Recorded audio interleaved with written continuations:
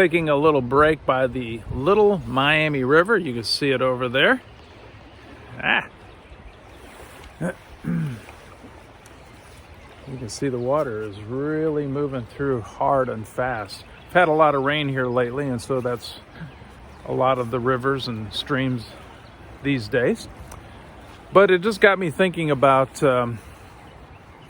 water in general, and my fear that I still have of water, even as an adult. Now, it's not as much as I had when I was a kid, when I didn't know how to swim. I did learn how to swim years later as an adult, and so I don't have that same kind of fear, but I do still have a fear, and maybe it's a healthy one where, you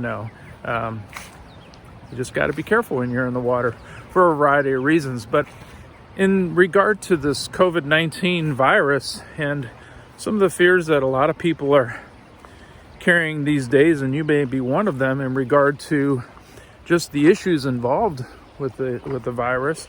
They could be in regard to health and how that may affect you and your loved ones, or maybe just kind of the fear of what's going on in the world and how we're going to weather this storm, and how the economy is going to handle, and whether we're going to be able to get enough toilet paper for the foreseeable future.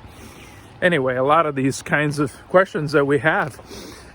And maybe some of you have gotten to the place where it just kind of gets you thinking about maybe even eternal things, or just purpose, the purpose of life, and everything that goes with kind of those ultimate questions that sometimes we ask ourselves in moments of crisis.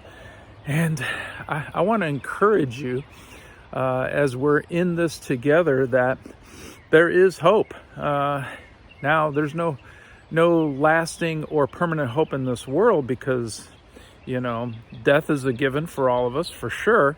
But also the fact that as we think about what this world provides for us, it's just fleeting. We're susceptible to so many different things, seasons and natural disasters, and there's just no certainty. And it may bring you to a place of thinking about the ultimate questions of life.